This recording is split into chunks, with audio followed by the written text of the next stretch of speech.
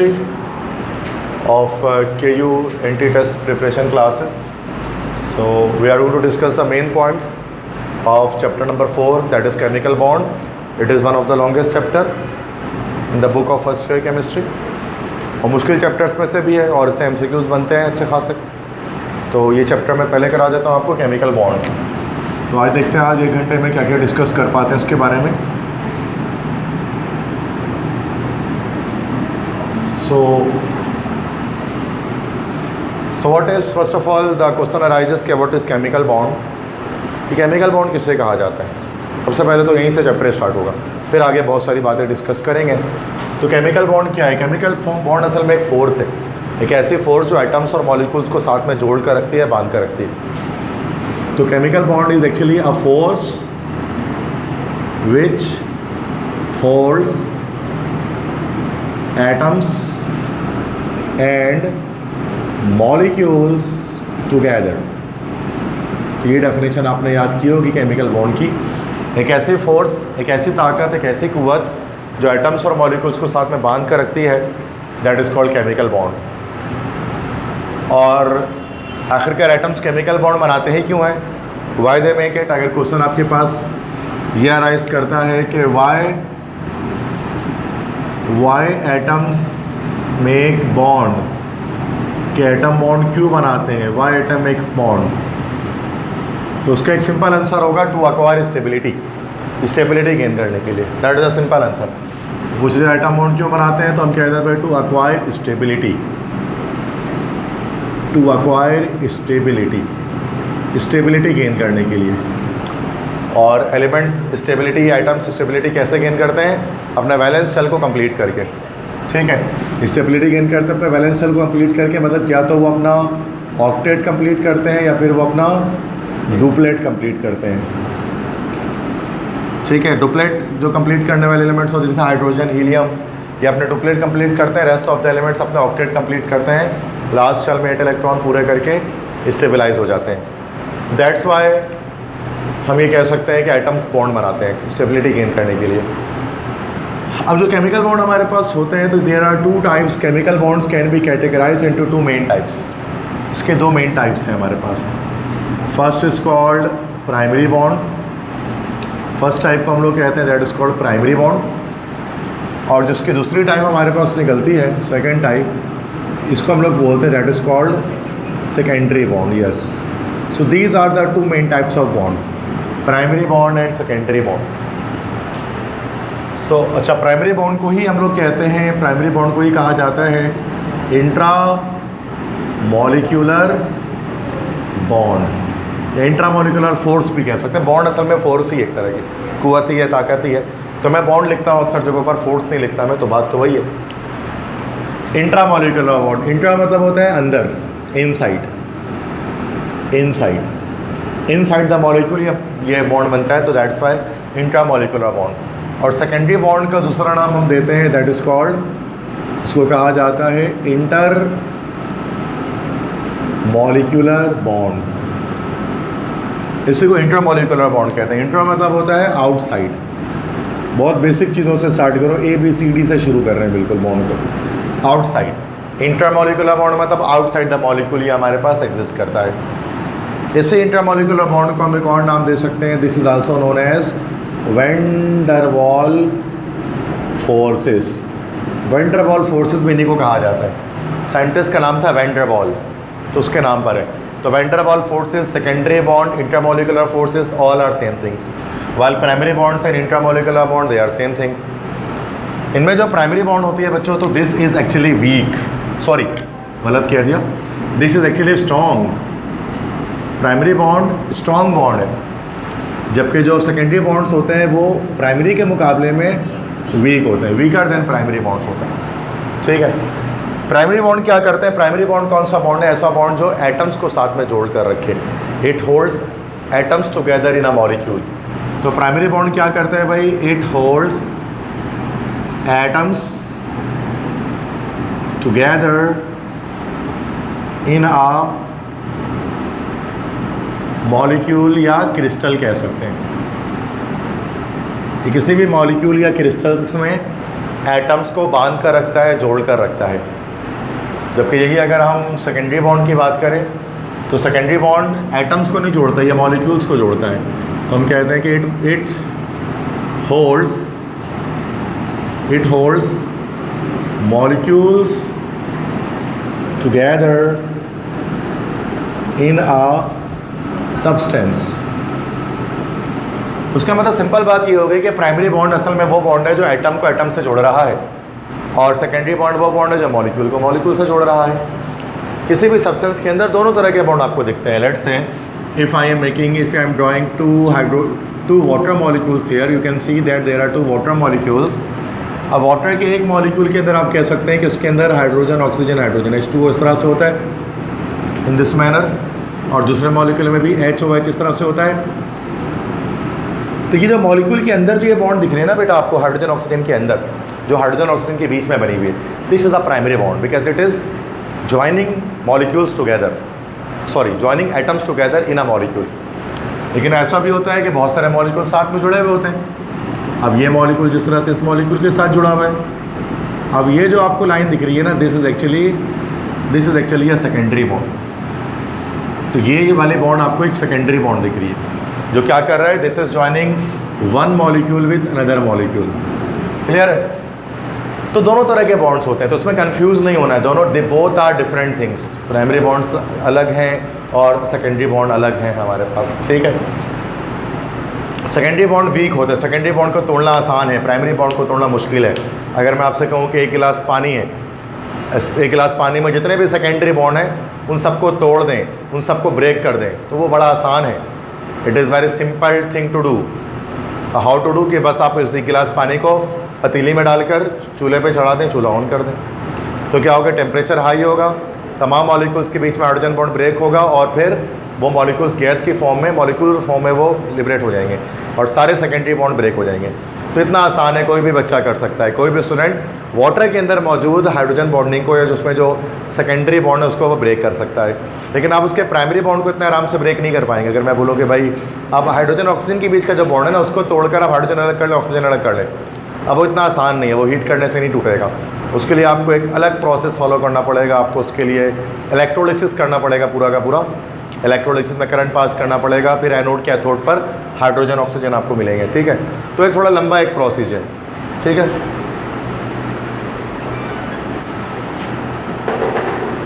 Okay अब देखो बच्चों, प्राइमरी बॉन्ड्स के अंदर फिर इसके फर्दर टाइप्स हमारे पास आती हैं, सेकेंडरी बॉन्ड की भी फर्दर टाइप्स आती हैं। प्राइमरी बॉन्ड की फर्दर हमारे पास 3 टाइप्स आती हैं। पूरे कंप्लीट चैप्टर में आपको अभी इसी क्लास में एक्सप्लेन कर रहा हूँ, तो थोड़ा सा हिम्मत हौसला चाहिए और मेरे साथ रहिए तो इंशाल्लाह कर लेंगे। तो फर्स्ट है हमारे पास आयनिक बॉन्ड, चूँकि 2 महीने लग जाते हैं इसको पढ़ाने में सेंटर में, और एक दिन में करना तो दैट से बात है मुश्किल काम है। मेरे लिए नहीं, आपके लिए होगा इसको ऑब्जर्व करना। तो फर्स्ट आयनिक बॉन्ड है। दूसरा हमारे पास बॉन्ड है that is called covalent bond. Third bond we have is called, yes this is called coordinate covalent bond, and the fourth bond we have is metallic bond. Metallic bond while जब हम secondary bonds की बात करेंगे, अच्छा ये तो metallic bond यहाँ कर दूँ, okay this is metallic bond. जबकि जब हम सेकेंडरी बॉन्ड की बात करें तो वहाँ पर बस हमारे पास देयर आर 3 टाइप्स, जस्ट उसके 3 टाइप्स हमारे पास हैं जो हम डिस्कस करेंगे। फर्स्ट इज कॉल्ड, सबसे पहली जो हमारे, अच्छा वीकेस्ट से स्ट्रॉन्गेस्ट की तरफ चलेंगे। First of all London forces, the second one is called dipole forces, and the third one which we call is this, that's very famous hydrogen bond. तो 4 हमारे पास प्राइमरी बॉन्ड है और 3 हमारे पास सेकेंडरी बॉन्ड है। Secondary bond और ज़्यादा भी हो सकते हैं, लेकिन सिंध बोर्ड में डिटेल में एक्सप्लेनेशन नहीं है। फेडरल बोर्ड में जो MD कैट के स्टडीज़ करते हैं उनमें फिर हम लंडन फोर्सेस को फिर डिटेल में बताते हैं। मतलब इंड्यूस डायपोल होता है, आयन डायपोल होता है, बहुत टाइप्स के होते हैं। तो ये यहाँ पर हम इतना नहीं करना, चूँकि हम जाहिर सी बात है कराची यूनिवर्सिटी या फेडरल उर्दू या डाओ या JSMU इसी के प्रिपरेशन कर रहे हो, तो हमें सिंध बोर्ड से स्टिक रहना है। तो अपन आगे नहीं बढ़ेंगे, ठीक है। तो ज़रूरत नहीं है एक्स्ट्रा चीज़ हासिल करने की ज़रूरत नहीं है। अभी हमारा मकसद है कि हमारा यूनिवर्सिटी में एडमिशन हो जाए बस, ठीक है। नॉलेज गेन तो कर ही लेंगे ज़िंदगी में, आज नहीं तो कल। शौक़ अगर हुआ पढ़ने का तो कभी ना कभी पढ़ ही लेंगे आप, उससे को फ़र्क नहीं पड़ता। तो बाकी जहाँ तक बात करते हैं आयनिक बॉन्ड की, सबसे पहले आयनिक बॉन्ड से पहले मैं सारे प्राइमरी बॉन्ड आपको एक्सप्लेन करूँगा। After that I will move on to secondary bonds. Ionic bond की सबसे पहले बात की जाए तो आयनिक बॉन्ड का असल में हमारे पास एक दूसरा नाम भी होता है। इसी आयनिक बॉन्ड को हम एक सेकंड नेम देते हैं, this is called electrovalent bond. पहली चीज़ तो ये याद करने की, आयनिक बॉन्ड को आयनिक बॉन्ड इसलिए कहते हैं बिकॉज इसके अंदर आयंस होते हैं, that's why it is called ionic bond. Cations and ions इसके अंदर होते हैं। तो आयनिक बॉन्ड, इसको डिस्कवर करने वाले साइंटिस्ट का नाम, इसका जो डिस्कवरर था, तो डिस्कवर्ड बाय डब्ल्यू कोसेल। तो डब्ल्यू कोसेल वो साइंटिस्ट हैं जिन्होंने उसको डिस्कवर किया था। आयनिक बॉन्ड के बारे में सिंपल बात कि it is the strongest bond, सबसे मजबूत तरीन बॉन्ड आयनिक बॉन्ड है। एक एक पॉइंट असल में एक एमसीक्यूज़ है जो मैं आपको बता रहा हूँ, ठीक है। अब आप उसको एमसीक्यूज़ की तरह से देख लें हर एक पॉइंट को। सबसे स्ट्रॉन्गेस्ट बॉन्ड हमारे पास आयनिक बॉन्ड है। इसके बाद आयनिक बॉन्ड किसके बीच में बनता है? हमेशा एक मेटल और नॉन मेटल के बीच में बनता है। It always exist between a metal plus a non metal. ये अपने ये भी कह सकते हैं कि ये हमेशा एक कैटाइन और एक एनाइन के बीच में बनता है, या हम ये भी कह सकते हैं कि हमेशा एक पॉजिटिव आयन और एक नेगेटिव आयन के बीच में बनता है। आई थिंक कि वो आप ऑलरेडी जान चुके होंगे कि कैटाइन हमारे पास पॉजिटिवली चार्ज होता है और एनाइन हमारे पास नेगेटिवली चार्ज होता है। तो मैं उसकी डिटेल में नहीं जा रहा, this you already know. Okay, अच्छा, यही जो हमारे पास आयनिक बॉन्ड है, इलेक्ट्रोवैलेंट बॉन्ड, ये बनता है ट्रांसफ़र ऑफ इलेक्ट्रॉन से। ट्रांसफ़र ऑफ इलेक्ट्रॉन से ये बॉन्ड बनता है। एक एटम से दूसरे एटम में इलेक्ट्रॉन्स ट्रांसफ़र होते हैं। The bond which is formed by transfer of electron is called ionic bond, ठीक है। और इसमें ट्रांसफ़र किस तरह से इलेक्ट्रॉन होता है? मेटल हमेशा इलेक्ट्रॉन जो है वो नॉन मेटल को ट्रांसफ़र करता है। तो transfer of electron from metal to non metal, metal हमेशा नॉन मेटल को उसके अंदर इलेक्ट्रॉन्स को ट्रांसफ़र करता है, ठीक है। और मेटल इलेक्ट्रॉन को लॉस करता है, नॉन मेटल इलेक्ट्रॉन को गेन करता है। तो metal loss electron to form, metal electron loss करके बनाएगा हमारे पास कैटाइन, जबकि ये नॉन मेटल क्या करेगा? नॉन मेटल गेन करेगा इलेक्ट्रॉन को, तो वो क्या बनाएगा? एनाइन, ठीक है, टू फॉर्म एनाइन। इसमें से मैक्सिमम बातें आपको पहले से पता ही हैं, ठीक है। और यही कैटाइन एनाइन जब बनेगा तो उनके बीच के इलेक्ट्रोस्टैटिक अट्रैक्शन, इसको भी हम आयनिक बॉन्ड कह सकते हैं।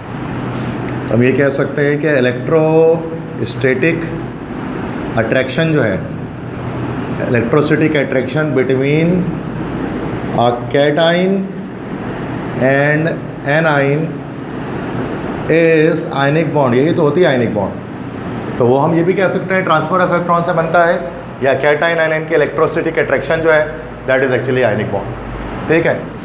और क्या पॉइंट आ सकता है? हाँ, जब आयनिक बॉन्ड बनेगा तो उसमें हमेशा क्या होगा कि मेटल्स कंडीशंस होगी, 3 कंडीशन होंगी। तो conditions for the formation of ionic bond, मैं एग्जाम्पल नहीं कह रहा, कंडीशंस कह रहा हूँ।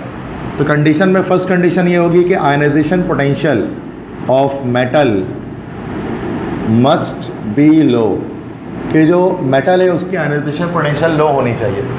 लो आईपी होगी तो क्या होगा? वो आराम से इलेक्ट्रॉन को लॉस कर देगा। तो आयनाइजेशन पोटेंशियल आप जानते हैं, this is the amount of energy which is required to remove an electron from the last shell of an atom. तो आईपी, आयनाइजेशन पोटेंशियल मेटल्स की लो होनी चाहिए ताकि वो आराम से इलेक्ट्रॉन को लॉस कर सके। और ई ए मतलब इलेक्ट्रॉन एफिनिटी, इलेक्ट्रॉन एफिनिटी इसका रिवर्स है कि अगर इलेक्ट्रॉन एंटर होता है किसी एटम के लास्ट शेल में तो फिर उससे एनर्जी रिलीज होती है। तो electron affinity of non metal, non metal की जो इलेक्ट्रॉन एफिनिटी है मस्ट बी हाई, उसको हाई होना चाहिए। 2 कंडीशन ये हो गई आयनिक बॉन्ड की फॉर्मेशन के लिए। तीसरी कंडीशन क्या है कि डिफरेंस ऑफ इलेक्ट्रोनेगेटिविटी, इलेक्ट्रोनेगेटिविटी के difference must be greater than 1.7। 2 atoms जो बॉन्ड बना रहे हैं उनके बीच के इलेक्ट्रोनेगेटिविटी का डिफरेंस 1.7 से ज़्यादा होना चाहिए। अब फॉर एग्जांपल बहुत सारे आयनिक बॉन्ड हमारे पास बन सकते हैं मेटल और मेटल की इंटरेक्शन से। हमारे पास NaCl एक आयनिक बॉन्ड बना सकता है, KCl बना सकता है, NaI बना सकता है, ठीक है, बहुत सारे बन सकते हैं, ठीक है, कैल्शियम क्लोराइड बना सकता है, ETC। जब भी मेटल नॉन मेटल से मिलेगा तो आयनिक बॉन्ड ही बनेगा। अगर हम NaCl की मिसाल दें, NaCl किस तरह बनाता है, तो आपको पता है सोडियम क्या करेगा, पहले एक इलेक्ट्रॉन को लॉस करके सोडियम पॉजिटिव आयन जनरेट करेगा, फिर यही क्या करेगा, Cl उस एक इलेक्ट्रॉन को गेट करके Cl नेगेटिव आयन बन जाएगा, तो कैटायन आयन बन जाएगा। फिर ये Na+ क्या करेगा, Cl- को के साथ इलेक्ट्रोस्टैटिक अट्रैक्शन से कंबाइन होकर NaCl बना लेगा, सोडियम क्लोराइड बना लेगा। यही स्टेप्स आपने पढ़ा होगा हमेशा से। अब ये जो बनेगा ना हमारे पास बच्चों, इसके अंदर क्या होगा कि डेल्टा H जिसकी एंथैल्पी चेंज की वैल्यू होगी वो बहुत हाई होगी, -788 किलो जूल पर मोल होगी, -788 किलो जूल पर मोल। तो ये जो वैल्यू आप देख रहे हैं -788 किलो जूल पर मोल, ये बहुत हाई है, ये वेरी हाई वैल्यू है। तभी क्या होता है कि ये जो आयनिक बॉन्ड होता है ये स्टेबल होता है वेरी हाई एनर्जी की वजह से। इस एनर्जी को हम ख़ास नाम देते हैं, this energy is called lattice energy. तो आयनिक बॉन्ड की फॉर्मेशन में जो एनर्जी रिलीज़ होती है that is called lattice energy, ठीक है, बस समझ में आ गई। तो इस NaCl के केस में आपको याद करनी पड़ेगी वैल्यू, -788 किलो जूल पर मोल हीट एनर्जी लिबरेट होती है। इसके बाद अगर हम प्रॉपर्टीज़ की आखिरी बात करें, प्रॉपर्टीज़ ऑफ आयनिक कंपाउंड्स,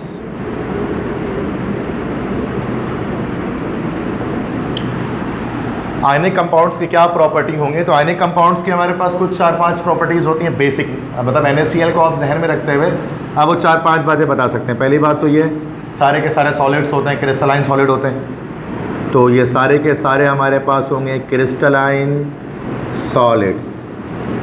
दूसरी चीज़ हार्ड भी होंगे, हार्ड एंड ब्रिटल होंगे। ब्रिटल मतलब हथौड़ी मारेंगे तो चकनाचूर हो जाएंगे, टूट जाएंगे, चपटे नहीं होंगे, मेलिएबल नहीं है, हार्ड एंड ब्रिटल है। तीसरी चीज़ बच्चों क्या कि अगर हम कह लें कि मेल्टिंग पॉइंट कैसी होगी, high melting point and boiling point होगी। सॉलिबिलिटी के लिहाज से क्या होंगे, मोस्टली है सॉल्युबल इन वाटर होंगे, पानी में हल हो जाएंगे। और इलेक्ट्रिसिटी कंडक्शन के हवाले से इलेक्ट्रोलाइट्स होंगे, दे आर इलेक्ट्रोलाइट्स। इलेक्ट्रोलाइट्स का क्या मतलब होता है, can conduct electricity, can conduct electricity. कौन सी स्टेट में, कैन कंडक्ट इलेक्ट्रिसिटी इन, सिर्फ एक्वस नहीं, एक्वस एंड मोल्टन स्टेट दोनों में, मतलब लिक्विड स्टेट में कह सकते हैं कि करंट को कंडक्ट करेंगे, ठीक है बच्चों। तो अगर आयनिक बॉन्ड से अगर कोई क्वेश्चन बनता है टेस्ट में तो इनमें से ही कुछ ना कुछ पॉइंट उठा के देंगे आप। अगर आयनिक बॉन्ड से कोई MCQs बनता है तो ये मेन पॉइंट्स होंगे आयनिक बॉन्ड, मतलब अक्सर पॉइंट्स मैंने इसमें बता ही दिए आपको, जो काम के पॉइंट्स। तो मसला यहाँ तक आयनिक बॉन्ड समझ में आ गया। तो first bond complete. Second bond में पढ़ते हैं कोवेलेंट बॉन्ड। अब कोवेलेंट बॉन्ड के बारे में सबसे पहली बात तो बच्चों यही हो गई कि weaker then ionic bond, ionic bond से वीक होंगे। तो पहला पॉइंट तो यही लिख दिया सबसे मेन पॉइंट, क्या आयनिक कोवेलेंट बॉन्ड आयनिक बॉन्ड के मुकाबले में वीक होगा, क्योंकि ये स्ट्रॉन्गेस्ट है तो दैट सी बात है, rest of the bonds will be weaker then it, है ना, ये मतलब वीक होंगे। डिस्कवर किसने किया था, डिस्कवरर कौन था, इसका जो डिस्कवरर था वो ये नहीं था, डब्ल्यू कोसेल नहीं था, इसका जो डिस्कवरर था उसका नाम था G.N. लेविस, जिसको हम कह सकते हैं Gilbert Newton Lewis, full form में गिलबर्ट न्यूटन लेविस, और G.N. Lewis is the discoverer. ये कभी भी मेटल इसमें इन्वॉल्व नहीं होता, it forms between non metals, ये हमेशा नॉन मेटल्स के बीच में बनता है। कोवेलेंट बॉन्ड में कभी भी कोई मेटल हमारे पास इन्वॉल्व नहीं होता, हमेशा नॉन मेटल्स के बीच इन्वॉल्वमेंट होती है। कैटायन एनायन तो उसके अंदर होता ही नहीं है, जाहिर सी बात है, इलेक्ट्रॉन लॉस गेन तो हो नहीं रहा, म्यूचुअल शेयरिंग ऑफ इलेक्ट्रॉन होती है। इसके अंदर हमारे पास म्यूचुअल शेयरिंग ऑफ इलेक्ट्रॉन होती है, मतलब दोनों एटम्स, आप सबको पता है कि अपने अपने इलेक्ट्रॉन्स को शेयर करके बॉन्डिंग करते हैं, तो म्यूचुअल शेयरिंग ऑफ इलेक्ट्रॉन से बनता है। बाकी difference of electronegativity bonded atom का कितना होना चाहिए, उसके अंदर मस्ट बी लेस देन 1.7, 1.7 से कम होना चाहिए, क्योंकि 1.7 से ज़्यादा होगा दो एलिमेंट्स के बीच का डिफरेंस ऑफ इलेक्ट्रोनेगेटिविटी, तो फिर वो हमारे पास आयनिक बॉन्ड बन जाएगा। क्लियर है, बात समझ में आ गई बच्चों, डेफिनेशन समझ में आई कोवेलेंट बॉन्ड की, क्या है कोवेलेंट बॉन्ड। अब जब बात करते हैं टाइप्स,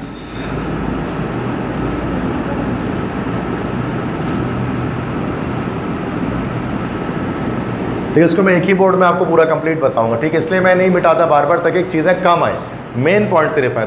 तो मैं इसको एक मेरा तरीका है कि मैं एक ही बोर्ड पे कोशिश करता हूँ कि चीज़ें आ जाएँ, क्योंकि जब मैं बोर्ड मिटाते जाऊँगा ना तो मुझे खुद भी नहीं पता लगेगा इतना सारा मैं इन्फॉर्मेशन आपको दूँ, तो आपके लिए फजूल हो जाएगा फिर। इसलिए मैं बोर्ड पे मिटाऊंगा नहीं, ताकि कम से कम इन्फॉर्मेशन इंपॉर्टेंट सिर्फ आए बस। वरना तो हम आयनिक बॉन्ड को भी 2-2, 3-3 घंटा डिस्कस कर लेते हैं खड़े होकर, करना चाहे तो फिर वो आपके लिए यूजलेस हो जाएगा आपके टेस्ट के लिए।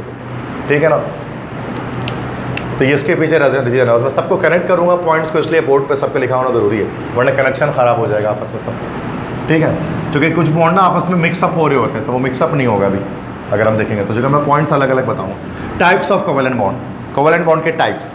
अब कोवेलेंट बॉन्ड के टाइप्स बच्चों दो तरह से हम उसको एक्सप्लेन कर सकते हैं, दो तरह से हम टाइप्स बताते हैं। पहला तो हम बताते हैं according to number of shared electrons, according to number of shared electrons, shared electrons के लिहाज से कि कितने इलेक्ट्रॉन्स की शेयरिंग हो रही है, उसके लिहाज से बच्चों 3 टाइप्स के हमारे पास कोवेलेंट बॉन्ड यहाँ पर बन जाते हैं। 3 टाइप्स के बनेंगे। पहला हमारे पास क्या रहेगा, this is called single covalent bond. ये सुना होगा आपने इसके बारे में, सिंगल लाइन से शो किया जाता है। This is single covalent bond. Single covalent bond कब बनता है, जब 2 आइटम्स अपने अपने एक इलेक्ट्रॉन्स को शेयर करते हैं। अब कुछ मशहूर एग्जाम्पल सिंगल कोवेलेंट बॉन्ड के अंदर अगर हम देखें, और सिंगल कोवेलेंट बॉन्ड में आपको ये भी पता है कि इसके अंदर सिर्फ हमारे पास 6 सिग्मा बॉन्ड होता है बस। One sigma bond is single covalent bond. लेकिन वो एडवांस कॉन्सेप्ट है, मॉडर्न कॉन्सेप्ट है सिग्मा और पाई बॉन्ड का। तो ये तो क्लासिकल कॉन्सेप्ट की बात कर रहे हैं जो जी.एन. लेविस ने पेश किया था। तो एग्जाम्पल में जैसे H2 के बीच में सिंगल कोवेलेंट बॉन्डिंग होती है, Cl2 के बीच में सिंगल कोवेलेंट बॉन्डिंग होती है, HCl के बीच में सिंगल कोवेलेंट बॉन्डिंग होती है, HF के बीच में सिंगल कोवेलेंट बॉन्डिंग होती है। वाटर के अंदर आपको 2 जगह पर सिंगल कोवेलेंट बॉन्ड मिलता है। क्या आपको अमोनिया के अंदर 3 जगह पर सिंगल कोवेलेंट बॉन्ड मिलता है? अच्छा, मैं यहाँ पर इसके स्ट्रक्चर्स की डिटेल में नहीं जा रहा ना भाई, कोई मसला तो नहीं है, ये आपको आता है पता है इसके बारे में मैं क्या कर रहा हूँ। ये मैं आपको ऑक्टेट कंप्लीट करके तो नहीं दिखाऊँ, नंबर ऑफ इलेक्ट्रॉन्स गिनूँ तो नहीं मैं उसके। ठीक है, सही, मतलब इतनी बेसिक चीज़ें आपको आती हैं, सिंपल सी बात है। इस तरह मीथेन की बात करें तो दिस इज़ मीथेन, इसमें भी सिंगल कोवेलेंट बॉन्डिंग मौजूद है। ETC ऐसे बहुत सारे और हो सकते हैं। तो ये हमारे पास सारे सिंगल कोवेलेंट बॉन्ड हैं। मीथेन को मिटा के दो बल्कि, ठीक है, तो समझ में तो आएगी आपको। तो और भी बहुत सारे हैं, जस्ट यहाँ पर ख़त्म नहीं है, एट्सेट्रा और भी हैं। सेकंड, उसके बाद हमारे पास आता है, इसको लोग बोलते हैं double covalent bond. Double covalent bond को इस तरह से ना डबल लाइन से शो करते हैं, डबल लाइन से शो किया जाता है। और डबल कोवेलेंट बॉन्ड के अंदर हमारे पास 2 इलेक्ट्रॉन्स की शेयरिंग होती है। सबसे मशहूर एग्जाम्पल ऑक्सीजन, ऑक्सीजन के अंदर डबल कोवेलेंट बॉन्डिंग होती है। और carbon dioxide CO2, carbon dioxide में भी आपको पता है किस तरह से डबल कोवेलेंट बॉन्डिंग होती है। तो ऑक्सीजन और कार्बन डाइऑक्साइड इसके मेन एग्जाम्पल्स हैं। थर्ड, इसके बाद अगर हम आएंगे तो थर्ड हमारे पास कहलाएगा this is called triple covalent bond. अब ट्रिपल कोवेलेंट बॉन्ड में क्या होगा, 3 लाइन से इसको शो किया जाएगा। इसमें दोनों आइटम्स अपने अपने 3-3 इलेक्ट्रॉन्स को शेयर करेंगे, 3-3 इलेक्ट्रॉन्स को शेयर करेंगे। फॉर एग्जांपल, मिसाल के तौर पे नाइट्रोजन के अंदर आपको बड़ा मशहूर होता है ये ट्रिपल कोवेलेंट बॉन्ड। इस तरह से हाइड्रोजन साइनाइड के लिए HC triple bond N, hydrocyanic acid, इसमें एक सिंगल होता है और एक ट्रिपल कोवेलेंट बॉन्ड होता है। और ऐसे बहुत सारे हो सकते हैं, मैं सब पे नहीं जा रहा। मुझे बस आपको बताना था कि according to number of shared electron 3 types के बन सकते हैं, सिंगल, डबल, ट्रिपल। ठीक है, 9th क्लास में ही पढ़ा होगा आपने इसको। इसके बाद अब हम दूसरी तरह से भी हम इसको एक्सप्लेन कर सकते हैं, that is called according to polarity.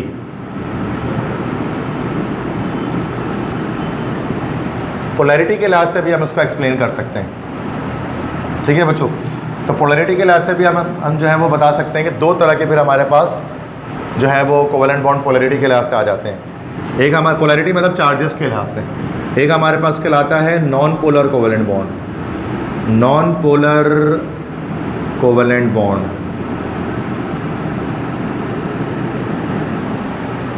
तो नॉन पोलर कोवेलेंट बॉन्ड हमारे पास होता है वो 100% कोवेलेंट बॉन्ड होता है, प्योर कोवेलेंट बॉन्ड। इसके अंदर कोई भी आयनिक कैरेक्टर नहीं होता, इसके अंदर पोल्स नहीं होते, चार्जेस नहीं होती प्लस माइनस।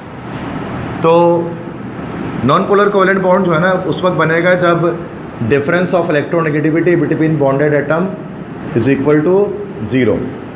2 एटम्स जो मिलेंगे उनके बीच का इलेक्ट्रोनेगेटिव डिफरेंस 0 होगा तो फिर वो नॉन पोलर कोवेलेंट बॉन्ड कब होगा, जब दो सेम एटम बनेंगे। It is formed between two same atoms. ये दो सेम एटम्स के बीच में हमेशा बनेंगे, दो सेम एटम्स के बीच में बनेंगे। मिसाल के तौर पे जैसे कि अगर हम कह लें तो H2 में, Cl2 में, O2 में, N2 में, ये सब में होगा भाई नॉन पोलर कोवेलेंट बॉन्ड, चूँकि सब सेम एटम में बने हुए हैं। दूसरी चीज़ कि अगर पॉलीएटॉमिक मॉलिक्यूल होगा तो सिमेट्रिकल में भी बन सकते हैं। तो it is formed between symmetrical molecules. जो सिमेट्रिकल मॉलिक्यूल्स होते हैं ना, लीनियर मॉलिक्यूल्स, उनके अंदर भी हम देख सकते हैं कि नॉन पोलर कोवेलेंट बॉन्डिंग हमारे पास आती है। जैसे कि कार्बन डाइऑक्साइड CO2 के अंदर अगर हम देखेंगे तो सिमेट्रिकल मॉलिक्यूल है, नॉन पोलर होता है। जिस तरह मीथेन की बात कर लें, टेट्राहाइड्रल एक सिमेट्रिकल स्ट्रक्चर इसका होता है, तो इसमें भी हमारे पास नॉन पोलर कोवेलेंट बॉन्डिंग होगी। तो नॉन पोलर कोवेलेंट बॉन्डिंग की भी मैंने आपको बात बता दी यहाँ पर कि कैसे बनेगी, जब difference of electronegativity between bonded atom is equal to 0, और एक कब होगा जब दो सेम एटम्स होंगे, तो दोनों के इलेक्ट्रोनेगेटिविटी को माइनस करेंगे तो 0 आएगा, H2Cl2 O2 N2 कुछ भी। और ये हमेशा सिमेट्रिकल मॉलिक्यूल्स के बीच में बनेगा। सिमेट्रिकल मॉलिक्यूल से मुराद कि जैसे लीनियर या टेट्राहाइड्रल स्ट्रक्चर हो जिसको बीच से काटेंगे तो राइट लेफ्ट में बराबर हो जाए, तो that is called symmetrical molecule. तो कार्बन डाइऑक्साइड, मीथेन, ये सारे सिमेट्रिकल मॉलिक्यूल्स हमारे पास हैं। तो ये सारे नॉन पोलर हो गए। अब इसी का दूसरा हमारे पास होता है जिसको हम लोग कहते हैं पोलर कोवेलेंट बॉन्ड। इसी के सेकंड टाइप यहाँ पर चलो कर देते हैं ताकि आप समझ सकें। इसी का सेकंड जो हमारे पास है उसको हम लोग बोलते हैं this is called polar covalent bond. अब बच्चों जो पोलर कोवेलेंट बॉन्ड होता है ना, इसी के अंदर आपको क्या दिखने में आता है, इसी के अंदर आपको आयनिक कैरेक्टर देखने में आता है। इसी के अंदर आयनिक कैरेक्टर आपको देखने में आएगा। इसके अंदर partial sharing and partial transfer of electron होगा। थोड़ी सी शेयरिंग, थोड़ा सा ट्रांसफर, दोनों होता है। इसमें क्या होगा, difference of electronegativity between bonded atom is greater than 0 but less than 1.7। 0 से ज़्यादा होगा बट 1.7 से कम होगा, ठीक है। और ये हमेशा दो डिफरेंट एटम्स के बीच में बनेगा। It is formed between two different atoms. ये दो डिफरेंट एटम्स के बीच में बनेगा। जैसे कि फॉर एग्जांपल HCl के बीच में बन गया, HF के बीच में बन गया, HBr के बीच में बन गया, HI के बीच में बन गया, ETC। इनको पोलर इसलिए कहते हैं कि इनके ऊपर पोल्स आ जाएंगे डिफरेंस ऑफ इलेक्ट्रोनेगेटिविटी की वजह से। अब हाइड्रोजन लेस इलेक्ट्रोनेगेटिव है तो हर जगह पर हाइड्रोजन पे पॉजिटिव आ जाएगा, और हाइड्रोजन मोर इलेक्ट्रोनेगेटिव है तो इलेक्ट्रॉन पर अपने पास खींच लेंगे, तो पार्शली आप सब जानते हैं कि यहाँ पर नेगेटिव चार्ज आ जाता है। This is polar covalent bond. दो डिफरेंट एटम के बीच में ये बन रहा है। और अगर दो से ज़्यादा एटम्स हो तो असिमेट्रिकल के बीच में बन सकता है कि it is formed in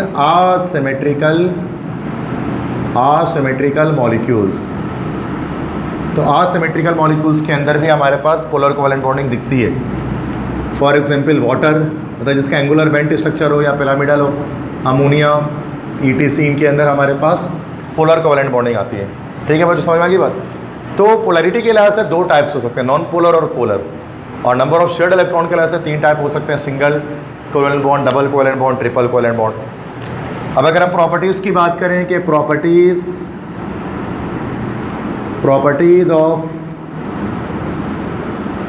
covalent compounds, तो कोवेलेंट कंपाउंड की प्रॉपर्टीज़ क्या होती हैं, तो भाई सिंपल आपको क्या करना है, आयनिक कंपाउंड के रिवर्स में चला जाना है, इसके अपोजिट में चले जाना है।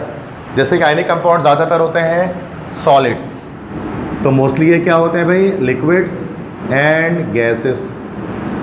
आयनिक कंपाउंड जो होते हैं वो हार्ड होते हैं, तो मोस्टली ये क्या होते हैं भाई, हार्ड नहीं होते हैं बल्कि सॉफ्ट होते हैं।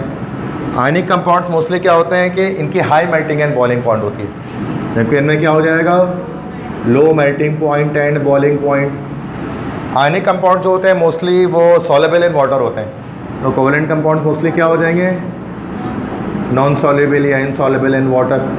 आयनिक कंपाउंड्स मोस्टली इलेक्ट्रोलाइट होते हैं, तो कोवेलेंट कंपाउंड्स क्या हो जाएंगे, मोस्टली इसी का रिवर्स कर देना है पूरा, नॉन इलेक्ट्रोलाइट्स, ठीक है बच्चों। तो this is all we have to know about covalent bonding. समझ में आ गई सबको बात। कोवेलेंट बॉन्ड की डेफिनेशन, उसके टाइप्स, उसकी प्रॉपर्टीज, सारी चीज़ें मैंने आपको बता दी। Any problem? समझ में आ गई बात? ओके। तो सारे मतलब लगभग सारे ही पॉइंट्स कोवेलेंट बॉन्ड के आ गए जो वहाँ तक आने चाहिए थे, ठीक है। इसके बाद जब हम बात करेंगे थर्ड बॉन्ड की, this is the third bond, this is coordinate covalent bond. इसी कोऑर्डिनेट कोवेलेंट बॉन्ड को हम लोग इसको डेटिव बॉन्ड भी कहते हैं, sometimes it is also known as dative bond. अभी हमारे पास डेटिव बॉन्ड बनता है, ये कैसे बनता है? It is formed by the one sided sharing of electron. ये बनता हमारे पास है, वन शेयरिंग ही होती है but one sided sharing of electron से ये बॉन्ड बनता है। और इस बॉन्ड को शो किससे किया जाता है? Denoted by arrow. एरो से इस बॉन्ड को शो करते हैं, कोऑर्डिनेट कोवेलेंट बॉन्ड को या डेटिव बॉन्ड को। मतलब इस तरह से एरो होता है, इस तरह से एरो बनाया जाता है इसके अंदर, अगर आपने देखा हो।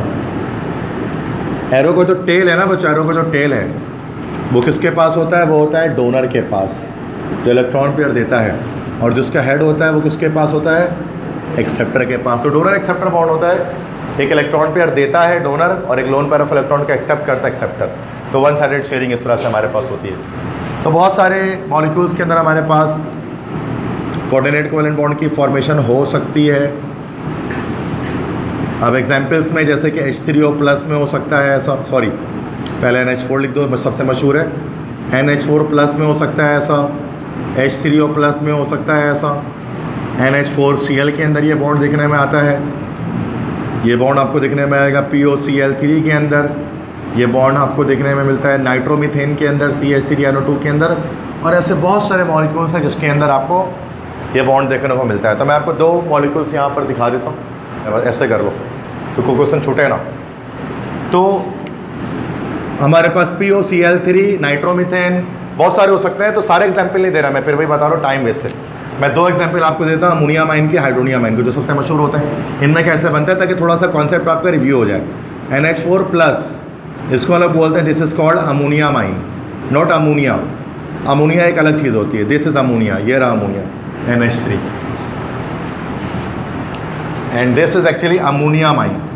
अब अमोनिया माइन के अंदर किस तरह से फॉर्मेशन हो? नाइट्रोजन ये रहा, नाइट्रोजन के लास्ट सेल में है।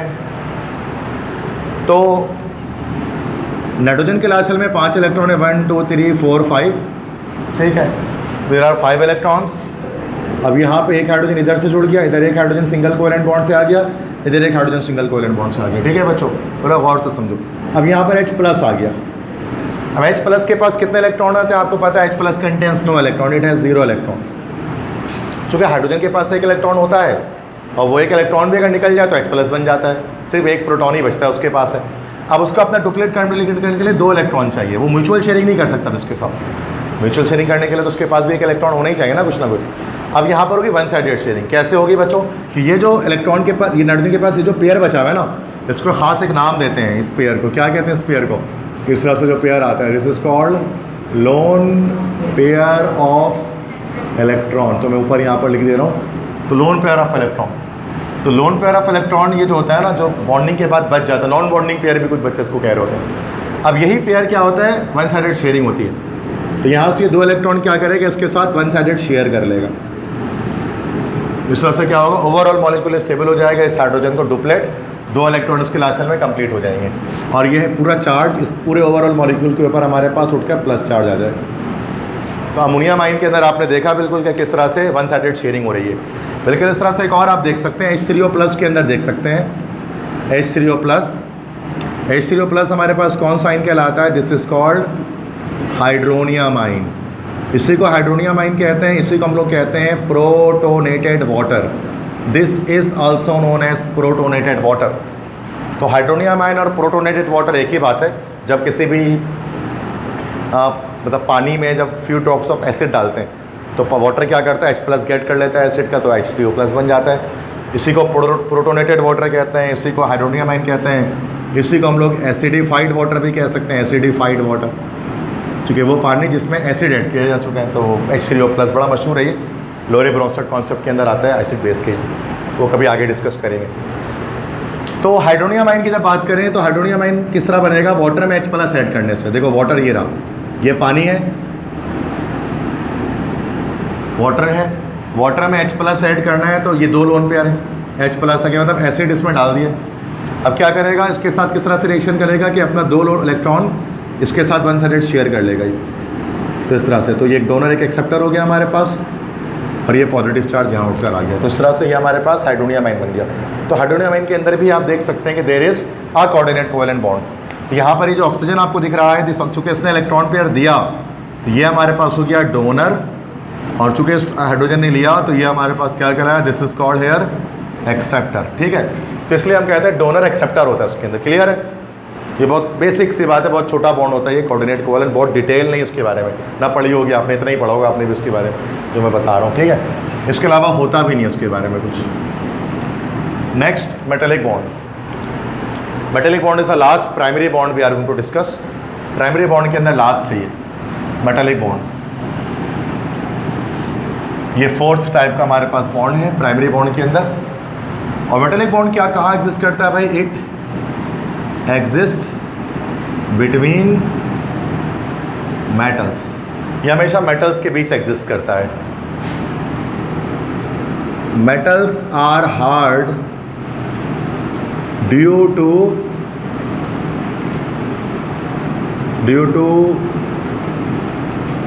Metallic bond.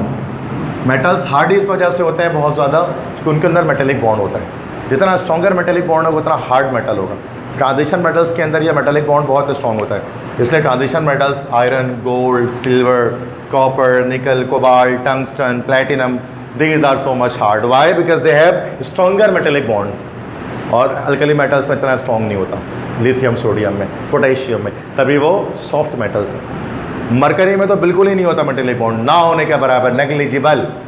तभी मरकरी के पास इतना भी मेटेलिक बॉन्ड स्ट्रॉन्ग नहीं है कि उसको वो सॉलिडिफाई कर सके, इसलिए mercury is the only liquid metal. बचपन से पढ़ा होगा आपने, वाहिद लिक्विड मेटल मरकरी, Hg जिसका सिंबल होता है, उसके पास मेटेलिक बॉन्ड सबसे वीक होता है। तो मेटेलिक बॉन्ड इस चीज़ की वजह है कि मेटल कितना हार्ड होगा, कितना सॉफ्ट होगा। मेटेलिक बॉन्ड बनता कैसे है, how it is form, her bond की मैंने फॉर्मेशन बताई है, तो उसकी भी बताऊंगा मैं। तो मेटेलिक बॉन्ड क्या है, मेटेलिक बॉन्ड इज़ द, ये भी एक इलेक्ट्रोस्टैटिक अट्रैक्शन है, इज़ द इलेक्ट्रोस्टैटिक अट्रैक्शन मतलब पॉजिटिव नेगेटिव के attraction, electrostatic attraction between cations of metals and their free electrons। Metals के कैटाइंस और उनके फ्री इलेक्ट्रॉन्स के बीच में जो इलेक्ट्रोस्टैटिक अट्रैक्शन मौजूद होती है उसको हम लोग बोलते हैं मेटेलिक बॉन्ड। अब देखो बच्चों, मेटल और नॉन मेटल में खास डिफरेंस हमारे पास होता है, ये आप जानते हैं कि जो मेटल्स है ना, मेटल्स यहाँ पर लिख रहा हूँ, चेक कर लो यहाँ पर, मेटल्स होते हैं इलेक्ट्रोपॉजिटिव। मेटल्स होते हैं इलेक्ट्रोपॉजिटिव। इलेक्ट्रोपॉजिटिव का क्या मतलब होता है कि इलेक्ट्रॉन लूजिंग टेंडेंसी रखते हैं। इलेक्ट्रॉन लूजिंग टेंडेंसी, इलेक्ट्रॉन आराम से लॉस कर सकते हैं, इलेक्ट्रोनेगेटिविटी कम होती है मेटल्स की, इलेक्ट्रॉन लूजिंग टेंडेंसी रखते हैं। यही जबकि अगर हम बात करें किसकी बच्चों, नॉन मेटल्स की बात करें, तो नॉन मेटल्स क्या करते हैं, ये कैसे होते हैं, इलेक्ट्रोपॉजिटिव नहीं होते हैं, ये होते हैं इलेक्ट्रोनेगेटिव। तो ये क्या करते हैं, इलेक्ट्रॉन लूजिंग के बजाय इलेक्ट्रॉन गेनिंग टेंडेंसी रखते हैं। बहुत बेसिक कॉन्सेप्ट्स हैं, पूरी केमिस्ट्री बेसिक कॉन्सेप्ट पे ही चल रही होती है। लेकिन चैप्टर नहीं पढ़ा रहा मैं आपको, मैं आपको कॉन्सेप्ट दे रहा हूँ, चैप्टर की तरह नहीं पढ़ो आप उसको, ठीक है।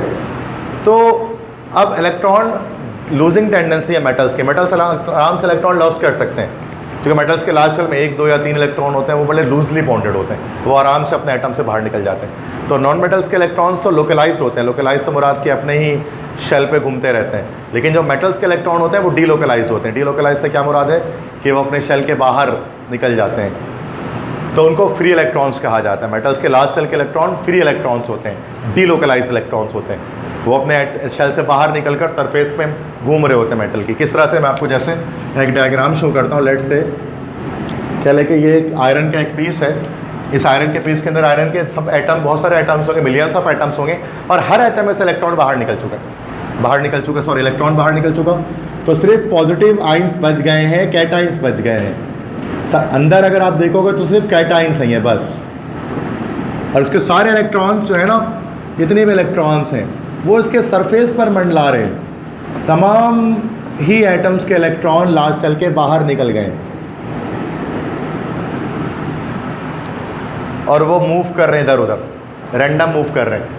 अब ये जो इलेक्ट्रॉन्स है ना बच्चों, इनको चूँकि रैंडमली मूव कर रहे हैं, these are called free electrons. Science की दुनिया में इन्हीं को फ्री इलेक्ट्रॉन्स कहते हैं, फिजिक्स केमिस्ट्री में।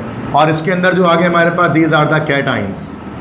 अब ये कैटाइंस पॉजिटिव चार्ज है और फ्री इलेक्ट्रॉन्स का चार्ज नेगेटिव है, तो ये पॉजिटिव नेगेटिव क्या करते हैं, आपस में अट्रैक्शन करते हैं और इससे एक बॉन्ड इस्टेब्लिश होता है जिसको हम कहते हैं मेटेलिक बॉन्ड, जो सिर्फ मेटल्स में एग्जिस्ट करता है, आयरन में, गोल्ड में, सिल्वर में, कॉपर में, टंगस्टन में, सारे मेटल्स के अंदर। और ये इलेक्ट्रॉन्स इस वक्त इधर उधर मूव कर रहे होते हैं, कहीं पर भी अपने मर्जी से मंडला रहे होते हैं इधर उधर ना, तो फिक्स डायरेक्शन नहीं होती इनकी। हाँ, लेकिन अगर इन्हीं के बीच में अगर हम कोई मतलब अगर कोई बैटरी लेके बैटरी के दो तार इसके दो किनारों पर अटैच कर दें, तो ये सारे इलेक्ट्रॉन जो इधर उधर घूम रहे हैं ना रैंडम डायरेक्शन में, उन सब की डायरेक्शन एक सिमत में हो जाएगी और वो सारे के सारे एक ही सिमत में एक ही डायरेक्शन में फ्लो करने लगेंगे, जिसको हम लोग कहते हैं करंट। इलेक्ट्रिक करंट की डेफिनेशन आपने कभी याद की होगी, the flow of charges, the flow of electrons is called current.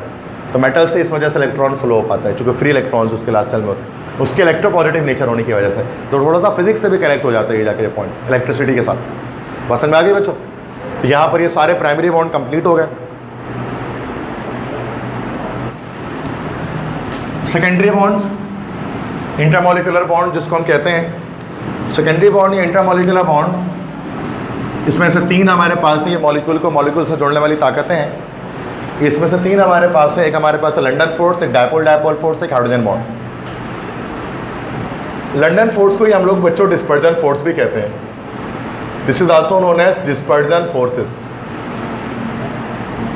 अच्छा, लंडन फोर्स को लंडन फोर्स इसलिए नहीं कहते कि लंदन में डिस्कवर हुई थी, तो ऐसा नहीं है।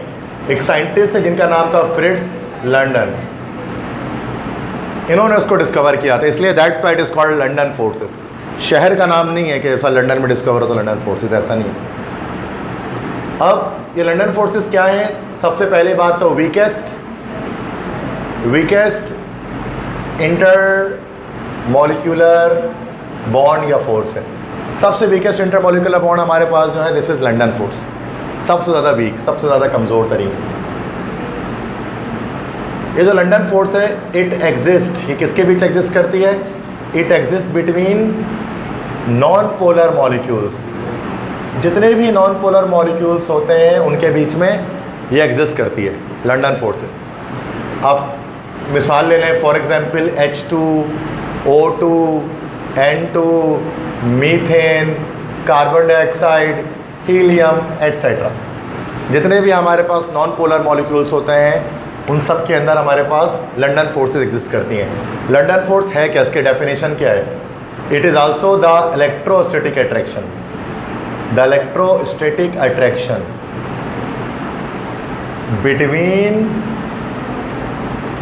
between temporarily polarized atoms is called London forces or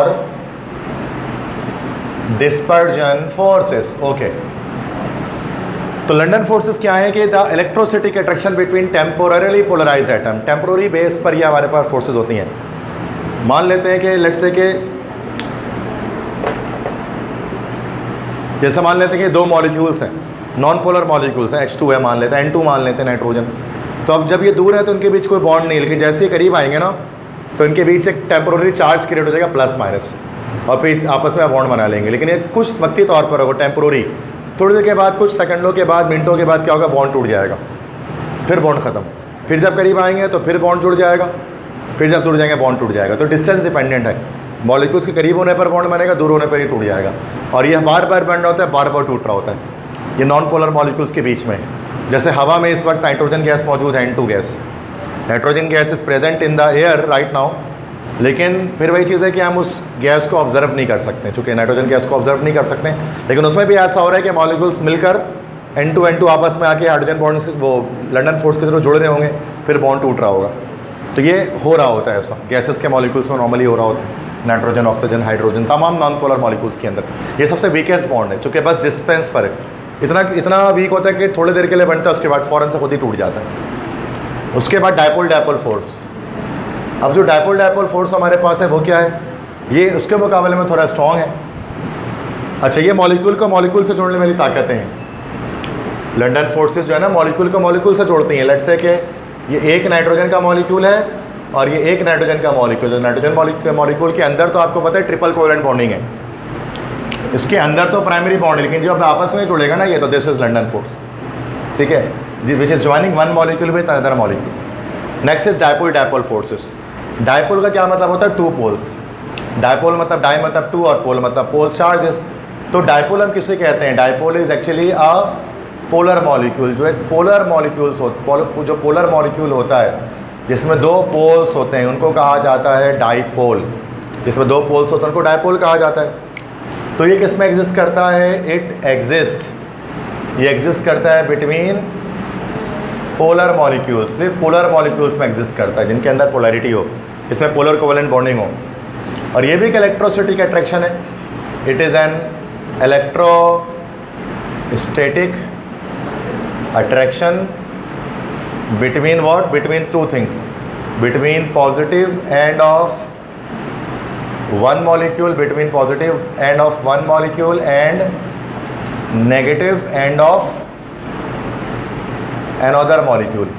मतलब एक मॉलिक्यूल का पॉजिटिव एंड जब दूसरे मॉलिक्यूल के नेगेटिव एंड से जुड़ता है तो ये हमारे पास डायपोल डायपोल फोर्स कहलाता है। फॉर एग्जांपल किस किस के अंदर हो सकते हैं? जितने भी पोलर कोवेलेंट मॉलिक्यूल्स हैं यार, सारे जो मैंने यहाँ लिखे हैं ना, इन सब के अंदर हो सकते हैं। जैसे HCl के अंदर हो सकता है, HI के अंदर हो सकता है, HBr के अंदर हो सकता है, ETC, इन सब के अंदर डायपोल डायपोल फोर्सेस मौजूद होंगी। जैसे कि अगर मैं दो मॉलिक्यूल बनाऊँ, ऐसे एक मॉलिक्यूल ये रहा, एक मॉलिक्यूल ये रहा, तो इसके अंदर HBr है, HBr, इसके अंदर भी हमारे पास HBr है, HBr।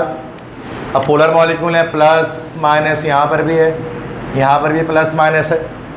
अब यहाँ पर ये देखो, इस मॉलिक्यूल का ये this is first molecule and this is the second molecule. अब ये क्या होगा? ये H भी इस Br से जुड़ा हुआ होगा ना किसी तरह से, ये मॉलिक्यूल दूसरे मॉलिक्यूल से जुड़ा होगा, प्लस वाला माइनस है। This is called dipole dipole forces. क्योंकि एक डायपोल दूसरा डायपोल से मिल रहा है तो डायपोल डायपोल फोर्सेस इसको हम कहते हैं। ये सिर्फ पोलर मॉलिक्यूल में होगा जबकि ये नॉन पोलर में होगा। क्लियर? एक डिफरेंस है। हाइड्रोजन बॉन्ड क्या है? इसको हाइड्रोजन बॉन्ड भी कहते हैं, इसी को हम लोग कहते हैं प्रोटोनिक ब्रिज। प्रोटोनिक ब्रिज इसी को कहा जाता है। डिनोट किससे किया जाता है? It is denoted by, yes well done, इसको डिनोट किया जाता है डॉटेड लाइन से। डॉटेड लाइन से हमारा इस तरह से डॉट डॉट डॉट करके लाइंस बना देते हैं। और ये हाइड्रोजन बॉन्ड को प्रोटोनिक ब्रिज भी कहते हैं क्योंकि इसमें H प्लस होता है। H प्लस असल में एक प्रोटॉन ही होता है H प्लस के अंदर, मैंने आपको बताया अभी। तो that's why it's called protonic bridge. H plus से ये बॉन्ड बनता है, प्रोटॉन से ये बॉन्ड बनता है। H प्लस में सिर्फ एक प्रोटॉन होता है, इलेक्ट्रॉन तो निकला होगा तभी प्लस चार्ज आया। अच्छा, इट इज़ स्पेस को एक और बात ये भी कह सकते हैं कि it is a special type of dipole dipole force. ये डायपोल डायपोल फोर्स की एक स्पेशल टाइप है, एक तरह से देखा जाए तो special type of dipole dipole force. मैं अभी आपको बताता हूँ कैसे, ठीक है। तो और ये स्ट्रॉन्गेस्ट इंटरमॉलिक्यूलर बॉन्ड है, ये भी आपको पता है। It is the strongest intermolecular bond. ये स्ट्रॉन्गेस्ट इंटरमॉलिक्यूल को मॉलिक्यूल से जोड़ने वाली ताकतों में सबसे स्ट्रॉन्गेस्ट हाइड्रोजन बॉन्ड है। जैसे हमारा प्राइमरी बॉन्ड के अंदर जो है वो हमारा आयनिक बॉन्ड स्ट्रॉन्गेस्ट था, वैसे ही सेकेंडरी बॉन्ड के अंदर हाइड्रोजन बॉन्ड स्ट्रॉन्गेस्ट है। लेकिन फिर भी हाइड्रोजन बॉन्ड की एनर्जी किसी भी प्राइमरी बॉन्ड की एनर्जी से कम है, क्योंकि प्राइमरी बॉन्ड सबसे ज़्यादा स्ट्रॉन्ग होते हैं। और हाइड्रोजन बॉन्ड कब बनता है? ये भी एक इलेक्ट्रोस्टैटिक अट्रैक्शन है, प्लस माइनस की अट्रैक्शन है। It is an electrostatic attraction between, plus minus की attraction, electrostatic attraction between H plus of one molecule. एक मॉलिक्यूल का H प्लस होना चाहिए, तब इसको प्रोटोनिक ब्रिज कह रहे हैं। And highly electronegative element of another molecule, और दूसरे मॉलिक्यूल का कोई बहुत हाईली इलेक्ट्रोनेगेटिव एलिमेंट होना चाहिए। अब वो क्या हो सकता है? जैसे फ्लोरीन हो सकता है, ऑक्सीजन होता है, नाइट्रोजन हो सकता है, इनमें से कोई एक हो। अगर ये सिचुएशन आ जाए ना कि हाइड्रोजन अगर इनमें से किसी एक से जुड़ा हो, फ्लोरीन, ऑक्सीजन या नाइट्रोजन से, तो यहाँ पर फिर हमारे पास एक कहलाता है, this is called hydrogen bond. For example, मिसाल के तौर पे जैसे HF के अंदर हाइड्रोजन बॉन्डिंग पाई जाएगी चूँकि फ्लोरीन से जुड़ा हुआ है। वाटर के अंदर हाइड्रोजन बॉन्डिंग पाई जाएगी चूँकि ऑक्सीजन से जुड़ा हुआ है हाइड्रोजन। अमोनिया के अंदर हाइड्रोजन बॉन्डिंग पाई जाएगी चूँकि उसके अंदर ये हमारे पास नाइट्रोजन से जुड़ा हुआ है। तो देखा, अब देखो किस तरह से ये special type of dipole dipole force है। देखो एक लिया मैंने HF, एक मॉलिक्यूल, और दूसरा मॉलिक्यूल HF का ये रहा। क्या HF एक डायपोल है? क्या ये एक पोलर मॉलिक्यूल है? दूसरी, ये दोनों पोलर मॉलिक्यूल हैं, ये प्लस वाला माइनस से जुड़ रहा है, ये तो डायपोल डायपोल ही हुआ ना। लेकिन एक ऐसा special type of dipole dipole force है जिसमें एक तरफ हाइड्रोजन है जबकि दूसरी तरफ कोई हाईली इलेक्ट्रोनेगेटिव एलिमेंट है, जैसे FON। ये वाला डायपोल डायपोल नहीं है, तो सॉरी हाइड्रोजन बॉन्ड नहीं है, क्यों? चूंकि इसमें दूसरी तरफ ब्रोमीन है। FON, फोन से याद रख सकते हैं। जब भी हाइड्रोजन FON में से किसी एक से मिलेगा तभी वो हाइड्रोजन बॉन्ड है, वरना नहीं, वरना वो सिर्फ डायपोल डायपोल है। और इसलिए हाइड्रोजन बॉन्ड क्या होती है? स्ट्रॉन्गेस्ट होती है। और हाइड्रोजन बॉन्ड क्या करता है बच्चों? ये इफेक्ट करता है फिजिकल प्रॉपर्टीज ऑफ कंपाउंड्स में। ये मैं लिख नहीं रहा, जगह नहीं है वहाँ पर, इसे सुन लो। और ये आप पढ़ के आ चुके हैं, फिजिकल प्रॉपर्टीज पर इफेक्ट करता है हाइड्रोजन बॉन्ड, जैसे लिक्विड्स की, कि जब हाइड्रोजन बॉन्ड आ जाती है तो वेपर प्रेशर को अफेक्ट करता है, सरफेस टेंशन को अफेक्ट करता है, ये आपका विस्कोसिटी को अफेक्ट करता है, बॉइलिंग पॉइंट को अफेक्ट करता है। तमाम तरह के जो फिजिकल प्रॉपर्टीज होती है ना सब्सटेंस की, उन पर ये हाइड्रोजन बॉन्ड इफेक्ट डालता है। जैसे बॉइलिंग पॉइंट को बढ़ा देता है ना, वाटर की बॉइलिंग पॉइंट ज़्यादा होती है इथाइल अल्कोहल से या पेट्रोल से। रीज़न ये है कि पेट्रोल में हाइड्रोजन बॉन्डिंग नहीं है और वाटर में हाइड्रोजन बॉन्डिंग है। दैट्स वाई वाटर एक हाई टेम्परेचर पर जाकर बॉयल होता है, क्योंकि स्ट्रॉन्ग इंटरमोलिकुलर बॉन्ड है। बात समझ में आ गई? तो तीन तरह के हमारे पास इंटरमोलिकुलर फोर्सेज हैं, एक डायपोल डायपोल फोर्स, सॉरी एक लंडन फोर्स, एक डायपोल डायपोल फोर्स और एक hydrogen bond. London force non polar molecules के बीच में होगा, dipole dipole force polar molecules के बीच में होगा, हाइड्रोजन बॉन्ड भी पोलर मॉलिक्यूल्स के बीच में होगा, लेकिन वो एक special type of polar molecule होंगे जिसमें प्लस में हाइड्रोजन होना चाहिए और माइनस वाले एंड में आपके पास फ्लोरीन, ऑक्सीजन, नाइट्रोजन में से कोई एक हाईली इलेक्ट्रोनेगेटिव एलिमेंट होना चाहिए। समझ में आ गई बात? That's it about chapter number 4 chemical bond.